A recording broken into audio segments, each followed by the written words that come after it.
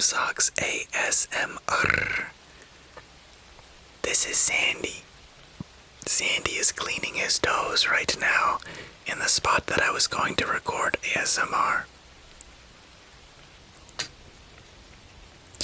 So, I will be sitting slightly out of frame so that Sandy may have his spot. You know how cats are.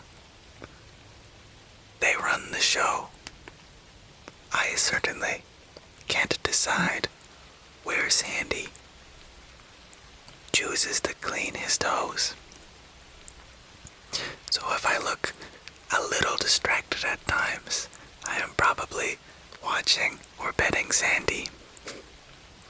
Nonetheless, welcome. This is a very casual introduction to the Bhagavad Gita, which is a very ancient scripture. Let's talk about why it's significant even to this day, as well as why there are so many different versions of it, and which one we'll start reading in this series. So for a start, a good question is, what does these words mean? Bhagavad Gita. Well, simply put, Bhagavad means of God, and Gita means song. So Bhagavad Gita means the song of God, or the divine song. It is said to have been sung about 5,000 years ago. 5,160 to be exact. In a battlefield known as Kurukshetra, during a war which is called the Mahabharata. Maha meaning great, and Bharata meaning fire. Bharata is also the name of a great king that used to rule the land which is now known as Bharata, or to English speakers as India.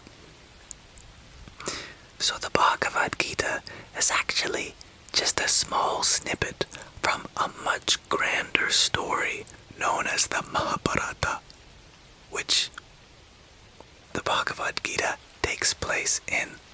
It is really the peak.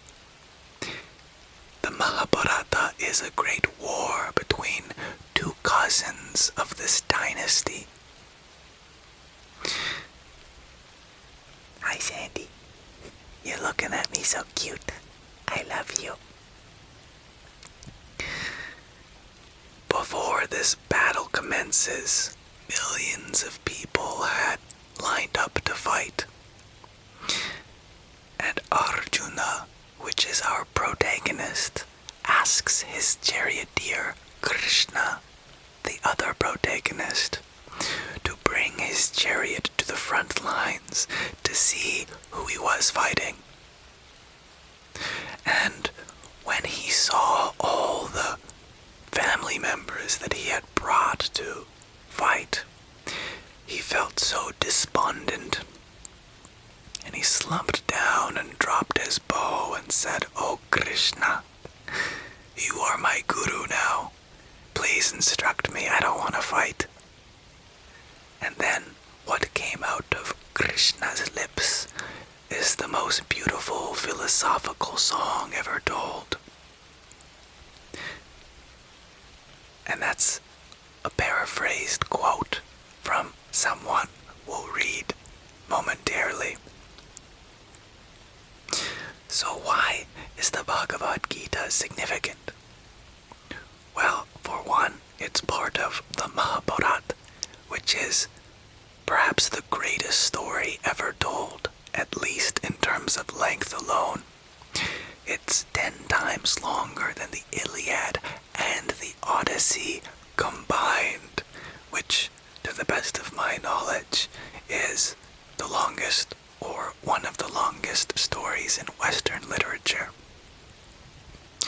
Also, the Bhagavad Gita and the Mahabharata is important, perhaps linguistically, because the entire story is written in song.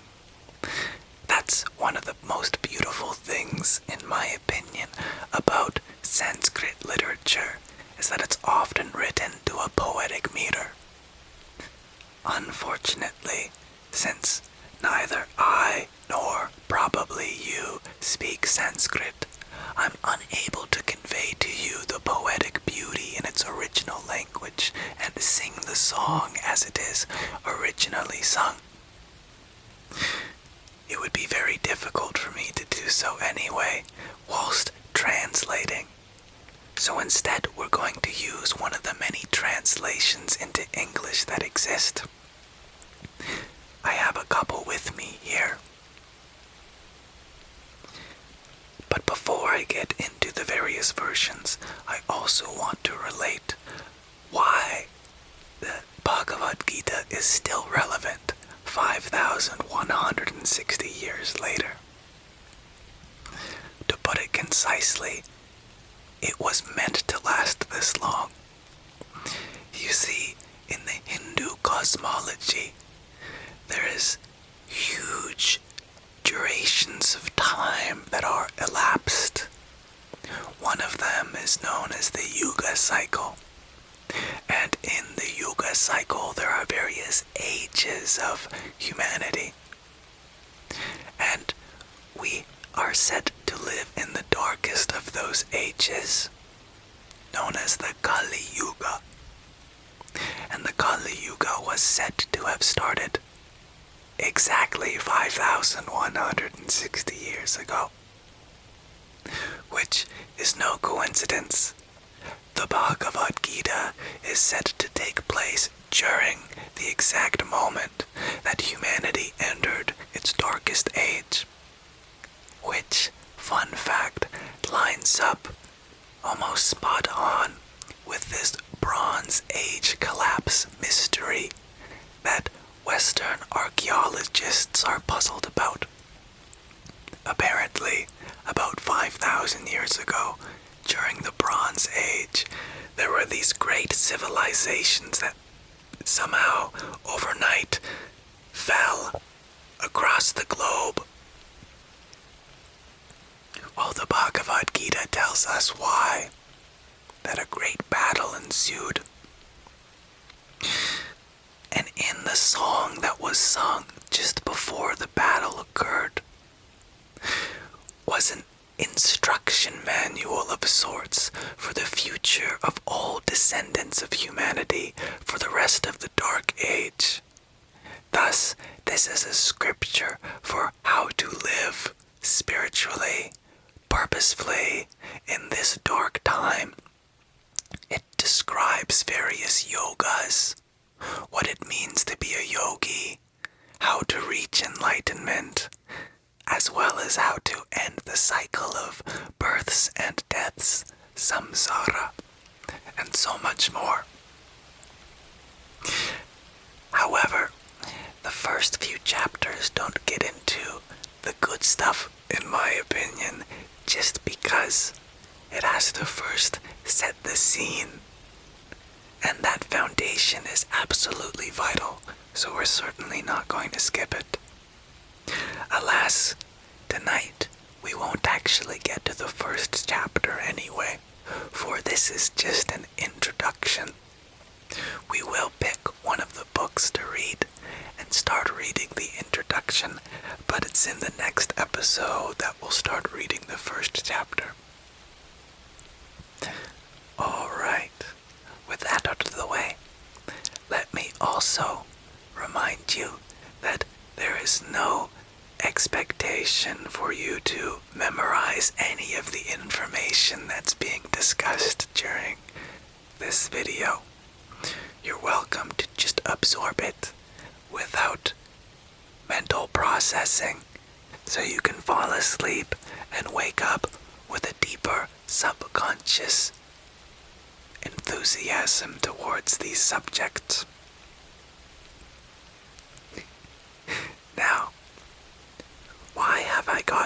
previous versions? Well, for one, because I love this book, and it's a book that keeps on giving. I would love to read as many different versions as I can, given the possibility. As you can come to see, there are many different sizes of book, according to how much commentary the translator has interceded. For example, this version by the founder of the Hare Krishna movement, His Divine Grace A.C. Bhaktivedanta Swami Prabhupada, is an excellent book for the scholar who really wants to break down everything verse by verse.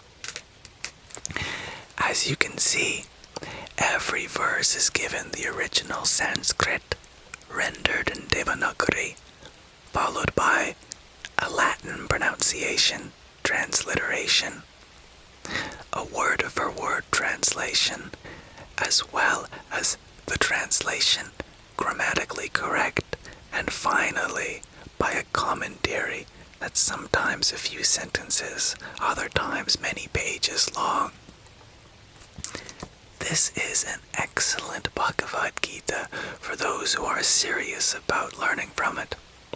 However, it's not the one we'll read today, because a version like this breaks the flow of the story, which is totally fine for the purpose of analysis. But for a first-time listener, I think the ebbs and flow of the translation, unbroken by commentary, is best.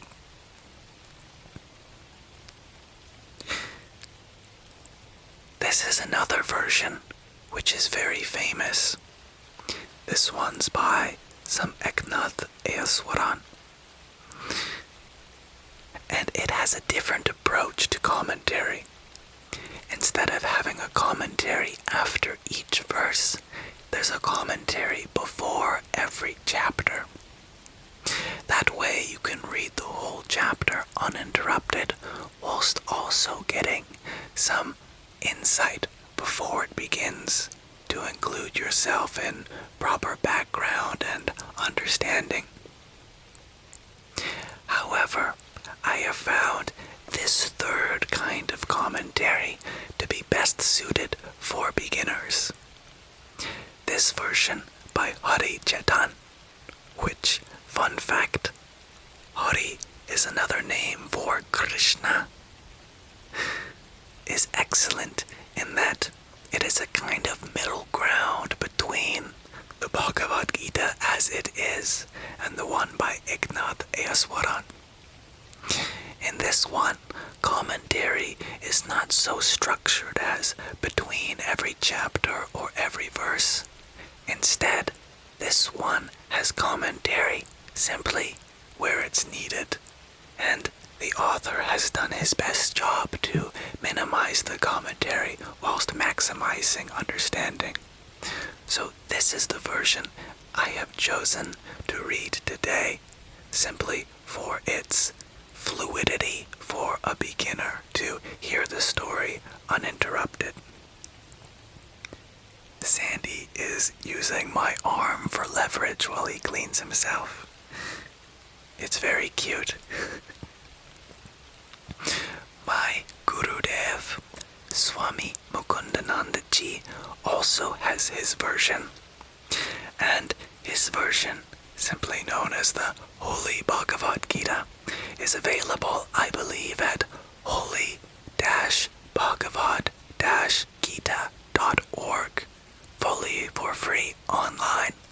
It's also available in the Radha Krishna Bhakti app. Hi, Sandy.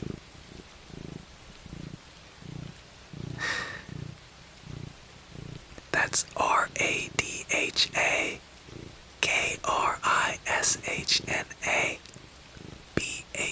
RADHAKRISHNA app, APP. You'll find a section in that app where you can read the Bhagavad Gita. Again, that one is very similar to A.C. Bhaktivedanta Swami Prabhupada, which has, again, the original Devanagari renderation of the Sanskrit, followed by a transliteration, a word-by-word translation, and a commentary. So it's also excellent for the true spiritual aspirant. However, I don't have a physical copy of that, nor do I think it is best suited for this kind of format. Nonetheless, they're all great. This just happens to be the one which I felt best fitted an ASMR introduction. So without further ado, let me read the back of this one. Here it starts with a quote from chapter 18, 70th verse. Lord Krishna says to Arjuna, "And he who will study this sacred conversation of ours, I shall have been worshipped by him by the sacrifice of gaining knowledge. Such is my opinion." So that is to say, even reading this, listening to it, or reading to others is a form of worship as described in the Bhagavad Gita. How lovely that is. I did also want to mention very briefly the use of the generic he.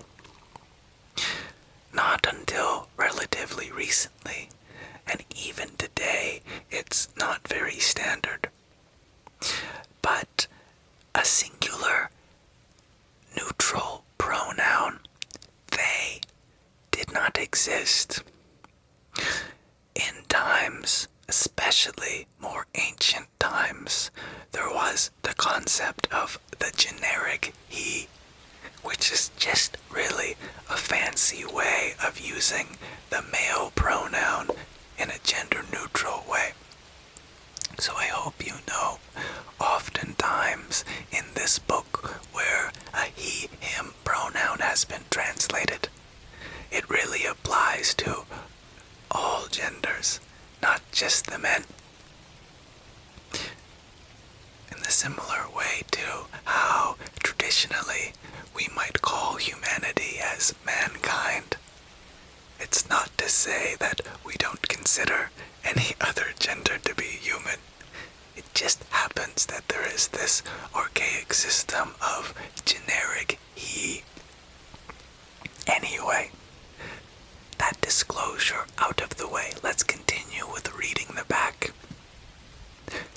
Let the most confidential spiritual knowledge condensed by God himself in his divine song, the Bhagavad Gita, guide you to attain consciousness of yourself and the power reigning above you, and help you uncover the purpose for which you are here, and finally, to attain that goal. The Bhagavad Gita is not a religious book. It is a guidebook for life itself that can provide you with the answers to the most important questions in life, such as, who are you? Who is God? What is the purpose of your life? What happens after death? Do heaven and hell exist? How to see God? What is the best way to reach God? How you can eliminate all negative emotions from your mind? How you can always be happy, and so on. Dive into this holy pool of wisdom and discover the world's oldest and the most authentic spiritual knowledge for yourself. And there is a lovely bio about the author here. Much respect to him. However, for the purpose of diving right into it, since I already have selected this book out for you, I can vouch for him. Let's begin. before we really begin, let me also relate to you how much this book has impacted me. I completely forgot to mention, forgive me. See, I discovered this book a few years ago. I had heard about it before, and I'm still learning things from it. As for why I have so many versions of it, I'm sure that I'll be a student of the Bhagavad Gita my whole life. Its miracles keep on unfolding. It truly is a spiritual scripture. This is the authentic English translation for accurate and unbiased understanding.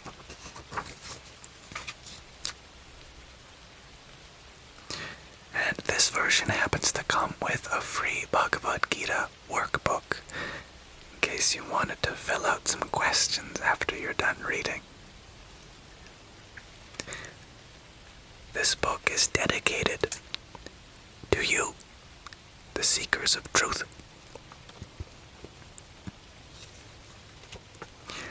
This is a great ASMR inspired list.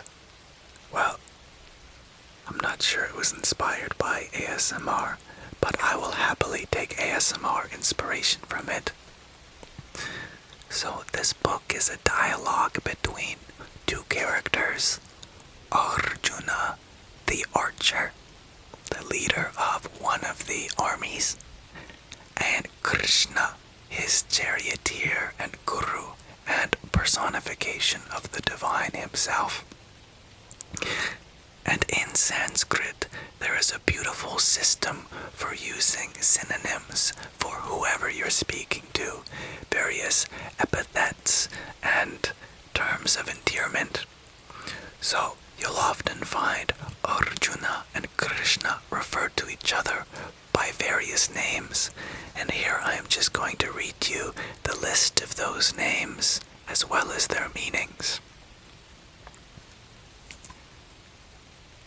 So here are the names of Lord Krishna mentioned in the Bhagavad Gita. Achyuta, Achyuta, the infallible one, one who is changeless.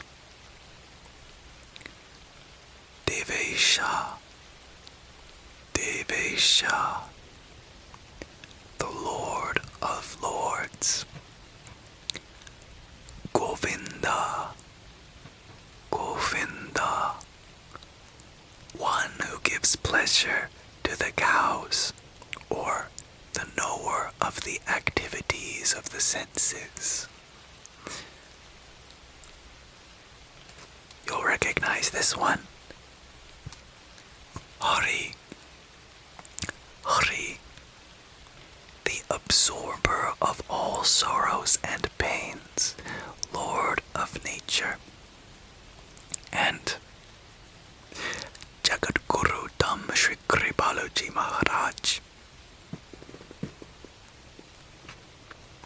I heard a definition from him which states that Hari means one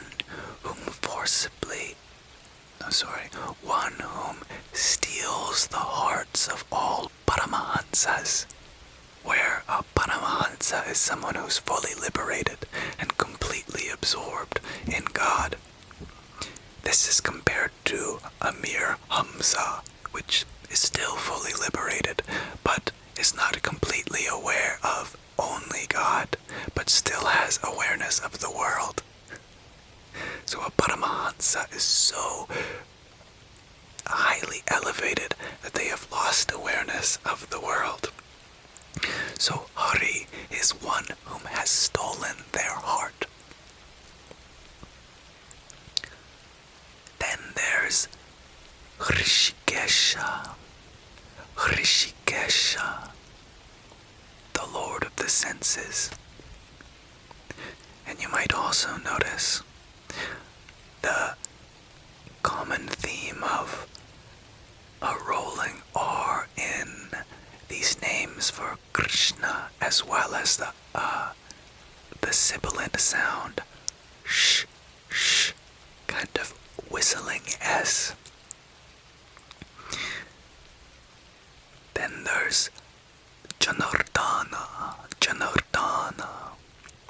the one who afflicts felons, the one who grants the prayers of devotees.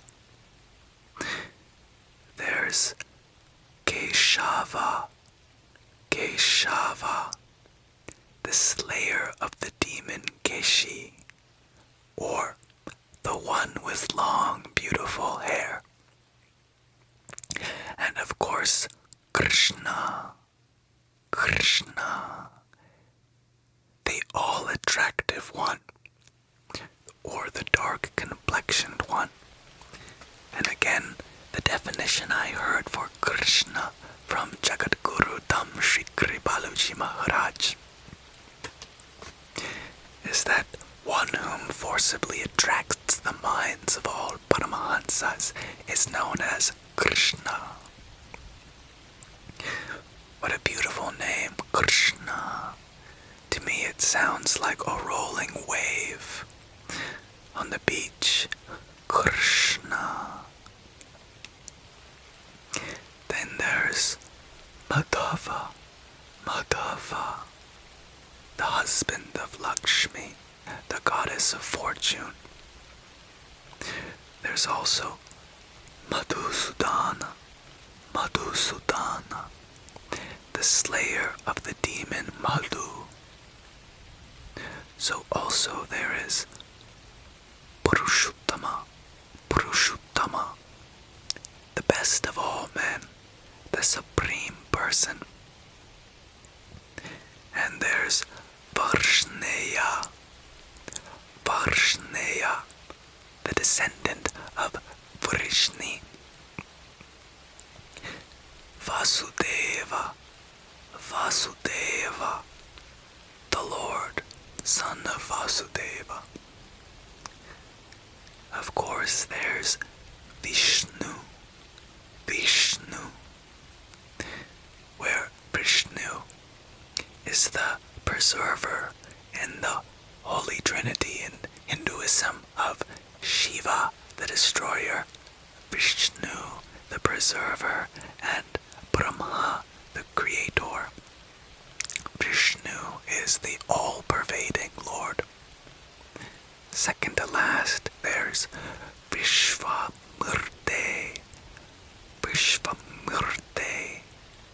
the form of the entire universe. Finally, there's Yadava, the descendant of Yadu. And here are the names of Arjuna mentioned in the Bhagavad Gita. Anaga, one who is sinless. Arjuna, one who is pure or white. Dhananjaya, the winner of wealth. Kudakesha, conqueror of sleep. Kaunteya, the son of Kunti. Kriti, the one who dons the glorious crown given by Indra. Mahabaho, the mighty armed one. Pandava, the son of Pandu. Parantapa, the scorcher of enemies. Partha, son of Prita, another name for Kunti. And lastly, Savyasachi, an archer capable of shooting even with the left hand. Now, with that out of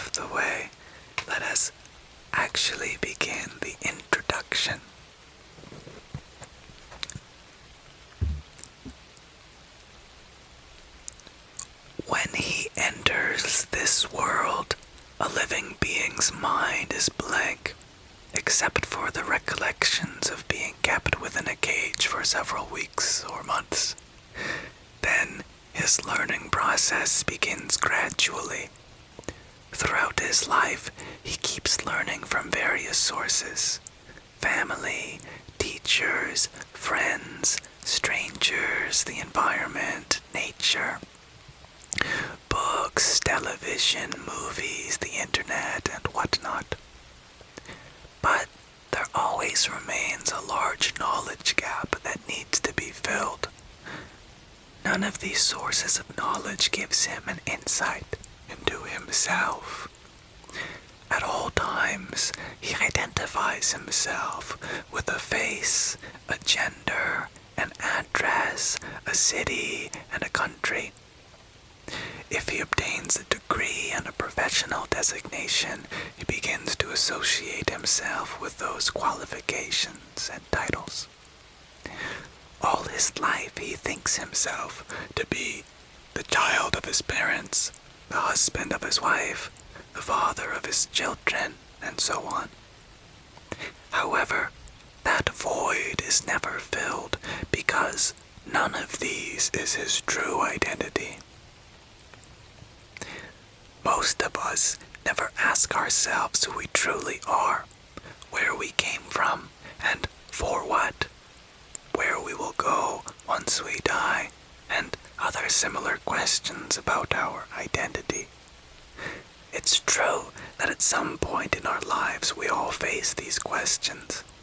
However, we have no idea where to find the answers and are too busy to keep looking, so we don't bother much.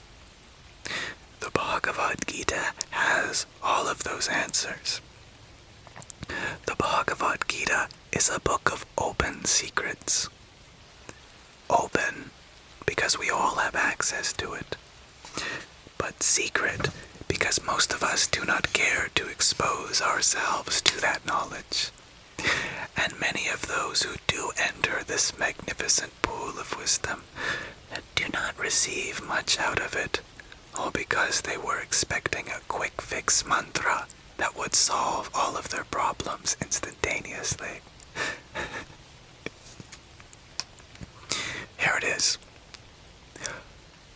The Bhagavad Gita is the comprehensive instruction manual provided by God to us for living a perfect life in this material world. Even after reading over 100 books on the subject, I haven't been able to define the Bhagavad Gita in one sentence any better than this. Over the past decade, I've tried to come up with a comprehensive definition of the Bhagavad Gita, but every time I tried, the definition grew into a one-page synopsis. I eventually concluded that the only way to comprehend the Gita properly is to read it from beginning to end. There are no sets of words that can adequately express the depths of knowledge it contains.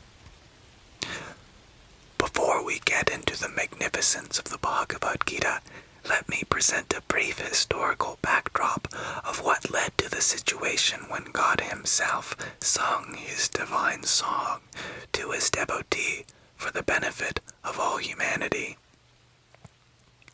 A brief history of the Bhagavad Gita. In the ancient Kuru Dynasty of Hastinapur appeared King Shantanu.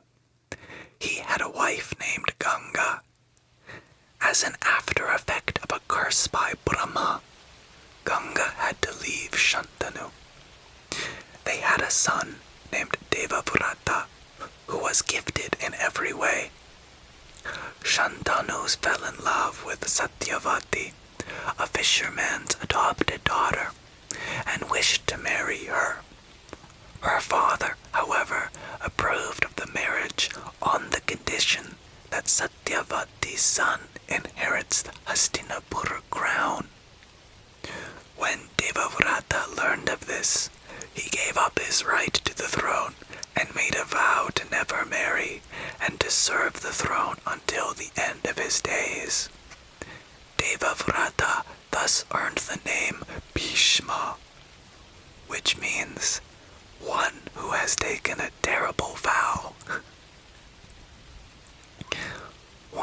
sons of Shantanu and Satyavati named Vichitravirya inherited the throne from his father. He had 2 wives named Ambika and Ambalika. Ambika gave birth to a son named Dhritarashtra, and Ambalika had a son named Pandu. Though younger than him, because Dhritarashtra was born blind, his stepbrother Pandu, though younger than him, ascended to the throne. Dhritarashtra saw this as an injustice to himself. He married Gandhari and had 100 sons and 1 daughter with her. Duryodhana was the eldest of their children. Dhritarashtra had another son with his second wife, Vaishya, named Yuyutsu. Pandu also married twice and had 3 sons, Yudhishthira, Bhima, and Arjuna. From his first wife, Kunti, and 2 sons, Nakula and Sahadeva, from his second wife, Madri. Pandu died young, and thereafter Dhritarashtra became the king, much to his delight. His sons, called the Kauravas, despised their cousins, the sons of Pandu, known as the Pandavas. When they grew up, the kingdom was divided into 2 halves, with the fertile half going to the Kauravas, and the infertile half going to the Pandavas. The Pandavas, however, used their skills and the help of their cousin Krishna to transform the barren region into a heavenly empire. When Duryodhana visited their kingdom, Indrapastra, he became very envious. Duryodhana even attempted to kill the 5 sons of Pandu, as well as Kunti, by burning them alive. But with the help of Krishna, who happened to be Kunti's nephew, the Pandavas and Kunti were able to escape. Then Duryodhana invited his cousins to a quote-unquote friendly game of gambling. Duryodhana cheated at the game with the help of his uncle Shakuni, and took everything from the Pandavas, including Draupadi, their wife. Duryodhana even tried to strip Draupadi in front of everyone. Draupadi, however, was saved by Krishna. Duryodhana ordered that the Pandavas serve 13 years in the woods, including 1 year in anonymity. The rules were designed in such a way that if the Pandavas were discovered in the final year, they would have to start over. When the Pandavas returned after the completion of the term and demanded their kingdom back, Duryodhana refused, claiming that they were identified in the final year, and so they needed to repeat the 13-year sentence. War remained the only option for the Pandavas.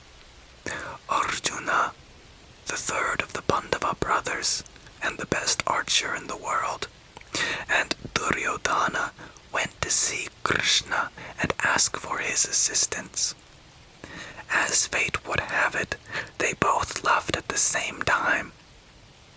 Duryodhana was the first to arrive. Krishna was sound asleep at the time, and Duryodhana stood by his head, waiting for him to awaken. Arjuna arrived a few minutes later and, seeing Krishna sleeping, reverently stood by his feet. Because Arjuna was the first person that Krishna saw when he awoke, much to Duryodhana's annoyance, tradition mandated that Krishna accept Arjuna's request first. He declared that one side could have his army and the other could have him. He, however, made it clear that he would not take part in the upcoming war as a king or warrior. Duryodhana was aware of Krishna's vast military forces and was enraged that Arjuna had been given the choice first. However, he was surprised and delighted when Arjuna chose Krishna over his military troops. Knowing Krishna's true identity, Arjuna was content to have his Lord on his side, regardless of whether he fought or not. He requested Krishna to be his charioteer and guide in the great war, which Krishna pleasantly agreed to. Dhritarashtra, being blind, could not participate in the war. However, out of concern for his sons, the Kauravas, he wished to know what was going on the battlefield in real time. Sage Vedavyasa, an avatar of Lord Vishnu, granted divine eyes to his disciple and Dhritarashtra's charioteer, Sanjaya, so that he could see the happenings of the battlefield and narrate the same to Dhritarashtra. And, fun fact, Sage Vedavyasa is also the one who wrote down this story, so he has inherently mentioned himself in it. Vedavyasa means the compiler of the Vedas, which are the set of scriptures in Hinduism. All armies assembled on the great battlefield of Kurukshetra. When the war was about to begin, Arjuna asked Krishna to draw up his chariot in between the two vast armies so that he could see who all had gathered to fight in this great battle. As he surveyed both sides, he saw friends and family all around. Standing opposite him were his cousins, the sons of his uncle, Dhritarashtra. Present also was his military teacher, Drona, for whom he has a great deal of respect. The opposing armies were led by Bhishma, the great-grandsire of the Kuru Dynasty, who had lavished love on all the Pandava princes, especially Arjuna. Bhishma had to take Duryodhana's side, as he had pledged to remain a servant of the throne all his life. As for why he has been called Bhishma, one who has taken a terrible vow. Arjuna then saw many other friends and relatives standing on both sides, ready to fight. Overcome by love and compassion for his beloved ones, Arjuna slumped down on his chariot and, perplexed about the right course of action, asked Krishna to be his spiritual guide and to advise him. Noticing Arjuna's bewilderment, Lord Krishna transformed into his spiritual master and sang to him his divine song, the Bhagavad Gita, enlightening him about the greatest truths in the universe and dispelling all his doubts and fears.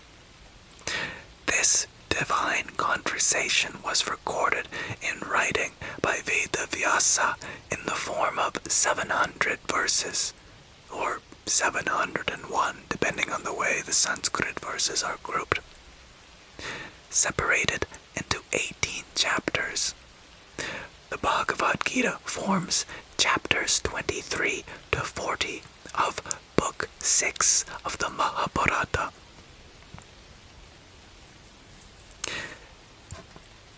With that background out of the way, here is the magic of the Bhagavad Gita. I call the Bhagavad Gita the quote of self-help, completely agreeing with the following words of Henry David Thoreau. In the morning, I bathed my intellect in the stupendous and cosmogonal philosophy of the Bhagavad Gita, in comparison with which our modern world and its literature seem puny and trivial. If there is one book that has the permanent solution to all the problems that we see in the world and experience in our own lives, it is the Bhagavad Gita. If each person in this world starts following the principles taught in the Bhagavad Gita, most of those issues will never even arise. And even if we do happen to encounter a problem, we will be so well prepared that it will have no impact on us. Bold claim. It is. This is, however, a fact. Following the advice given in this book, this one book alone can keep us happy for the rest of our lives. In fact, we do not even understand what true happiness is because we have never experienced it. The Bhagavad Gita can guide us in achieving that eternal state of happiness. This one book is enough to cleanse our minds of all negativity and guide us into a paradise of serenity and bliss. The Bhagavad Gita has all of the answers to all of the questions worth asking that we've had since the beginning of time. Who am I? A body, a mind, a soul? Where have I come from? What exactly is death? What happens after death? Is there a God? Who is God? How does he look like? Why can't I see him? Is there one God, or are there many gods? Is there a reason for my existence? If so, what is it? No other book can claim to give answers to humanity's most fundamental questions such as these. The Vedas are the world's oldest religious texts, and the Bhagavad Gita is a distillation of the most significant and relevant aspects of the Vedic philosophy. This makes the Bhagavad Gita the world's oldest philosophy. Apart from being the oldest, it is also the most perfect philosophy. It explains how the universe functions, who God is and what his purpose is, and also who we are, and what we are here to do. It also contains the ideal antidote to all the negativity in our lives. The Bhagavad Gita even depicts how God looks like and how we can reach him. Nowhere else do we find a more vivid description of the characteristics of God. The Bhagavad Gita explains how nature, as a fragment of Krishna, keeps the universe going, what its various forms and traits are, and how we are deceived by the illusions of the material world. It also reveals how the fourfold yoga system can help us overcome the pains of the material world. This is the magic of the Bhagavad Gita. Overall, the Bhagavad Gita is an all-in-one how-to guide for living the most perfect life possible. Why did the Lord sing the Bhagavad Gita? This is a common question I get from spiritual seekers. Why did Lord Krishna sing the Bhagavad Gita so long after the material world was created? Didn't those who were born before that time need this knowledge too? This is a good question, and the answer is hidden inside the Bhagavad Gita itself. the Lord reveals in the opening few verses of chapter 4 of the Bhagavad Gita that the message contained in the Bhagavad Gita was first imparted by him to the sun god at the time of the universe's creation, and was then passed down in a methodical manner. This shows that sincere seekers have always had access to this knowledge. The Vedas explain that each time God creates this material world, the age of the world is divided into 4 periods called Yugas. These are Satya Yuga, Treta Yuga, Dvapara Yuga, and Kali Yuga. The Satya Yuga is characterized by goodness and religion that lasts 1,782,000 years. In the Treta Yuga, vice is introduced and continues to rise in the Dvapara Yuga. These yugas last 1,296,000 and 864,000 years, respectively. In the Kali Yuga, the age we are living in presently, the ignorance of religion and prevalence of strife reaches its peak, and it lasts 432,000 years. Therefore, the need for such divine knowledge is the greatest in the Kali Yuga. The Kali Yuga began as soon as Krishna left this world, to go back to his holy abode, Vaikuntha. But before he left, he wanted to make sure that his real devotees in this dark age of Kali Yuga had enough support for spiritual progress. So he contrived the situation so that he could empower future generations with this much needed divine information. Bhagavad Gita, a guide beyond religion. Let's be very clear about one thing. The Bhagavad Gita is not a religious book. It's a guidebook for life, a how-to manual. The words Hindu or Hinduism appear nowhere in the Bhagavad Gita, or any Vedic scripture for that matter. Throughout the Bhagavad Gita, Lord Krishna refers to beings rather than Hindus. This is because this song divine is not intended to be read and acted upon by the adherents of a particular religion. This is intended for all people. It is a medicine for the infected souls of the Kali Yuga, and there is no religion in medicine. There were no separate religions in the world when the Lord uttered the Bhagavad Gita to Arjuna. The Sanatana Dharma, which means the eternal religion, was the common religion of all humanity. Sanatana Dharma is the primordial religion of mankind.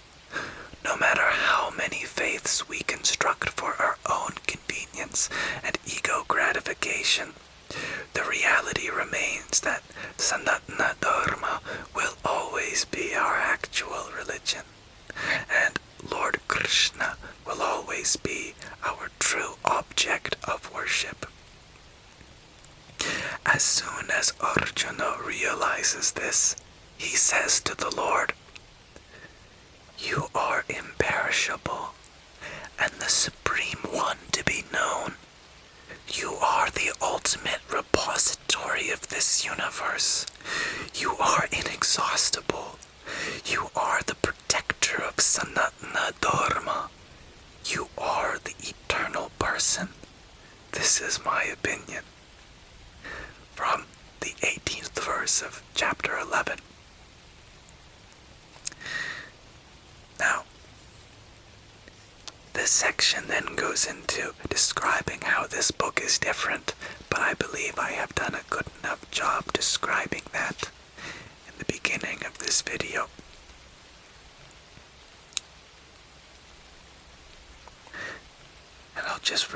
last few paragraphs. I have just one more thing to add here.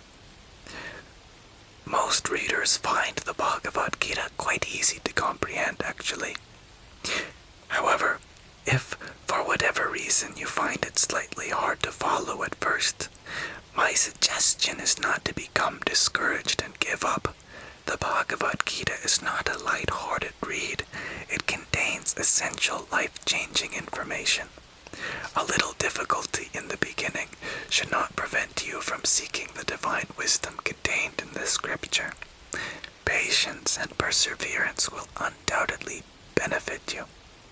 I promise things will get easier and clearer as you go along, and that it will all be worth it in the end. You will surely become a lot more blissful by the time you finish this book if you keep an open and accepting frame of mind. That is a guarantee. Now, as I believe I have equipped you with everything you might need beforehand, let us now plunge into the sacred pool of enlightenment known as the Bhagavad Gita.